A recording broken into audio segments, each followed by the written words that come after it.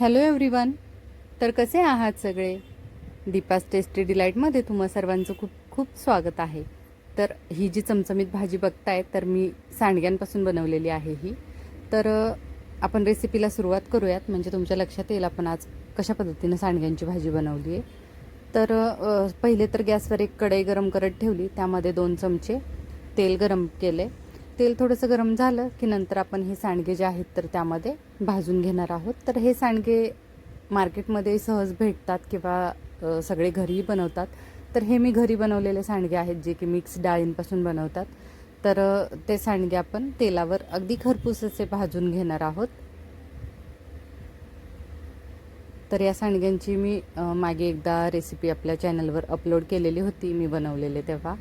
तर त्यामुळे काय आत्ता मी सांडग्यांची रेसिपी दाखवलेली नाही आहे.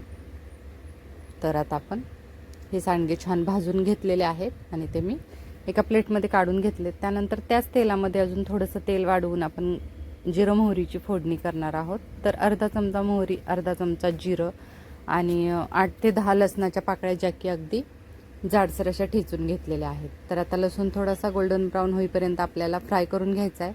त्यानंतर हा एक कांदा आहे मीडियम साईजचा, तर तो कच्चाच कांदा मी मिक्सरला फिरवून घेतला आहे, त्याची अगदी बारीक पेस्ट केलेली आहे.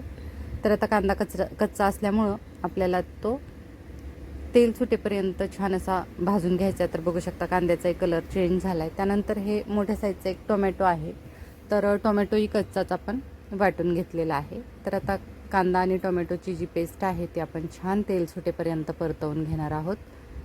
तर खाली कढईला लागू नये म्हणून मी मधून सारखं त्याला हलवत ठेवलेलं आहे. त्यानंतर अर्धा चमचा हळद आणि 1 चमचा कांदा लसूण मसाला घातला आहे. त्यानंतर चवीनुसार मीठ आणि कोथिंबीर घातली. तर हे मसाले सगळे घालत असताना थोडे कमीच घालायचे, कारण ज्या टाईमला सांडगे बनवतो त्यामध्ये मिरच्याही घातलेल्या असतात, हळद घातलेली असते, त्यानंतर मीठही घातलेलं असतं. तर त्यामुळं ना मी हे ग्रेव्हीपुरतं लागेल ना एवढंच मिरची पावडर आणि मीठ वगैरे घातलेलं आहे. तर आता मसाला छान परतवून झाल्यानंतर आपण त्यामध्ये भाजलेले सांडगे घालणार आहोत आणि परत एकदा मसाल्यासोबत आपल्याला ते मिक्स करून घ्यायचे. तर अगदी छोट्या साईजचे सांडगे आहेत, अगदी बारीक बारीक केलेले, पण ते जेव्हा भाजीमध्ये शिजतात तर तेव्हा ते फुलून डबल होतात. तर मी आज याची रस्सा भाजी बनवते, त्यामुळे आपल्याला यामध्ये पाणी घालायचे. तर 1.5 ग्लास मी त्यामध्ये पाणी घालणार आहे, कारण सांडगे शिजायला थोडासा वेळ लागतो आणि पाणी असेल तर ते छान फुलून येतात. तर मी 1.5 ग्लास पाणी घातलं आहे आणि आता त्याला आपण उकळत ठेवणार आहोत.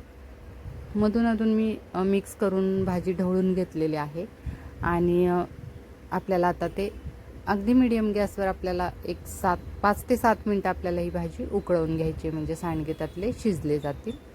तर आता बऱ्यापैकी आपली भाजी बघा घट्ट व्हायला लागली आहे आणि सांडगेही फुलून म्हणजे डबल झाले, तर रस्साही त्यामधला ग्रेव्ही कमी झालेली आहे. तर आता आपली भाजी मी तयार झाली आहे, तर प्लेटमध्ये काढून घेते.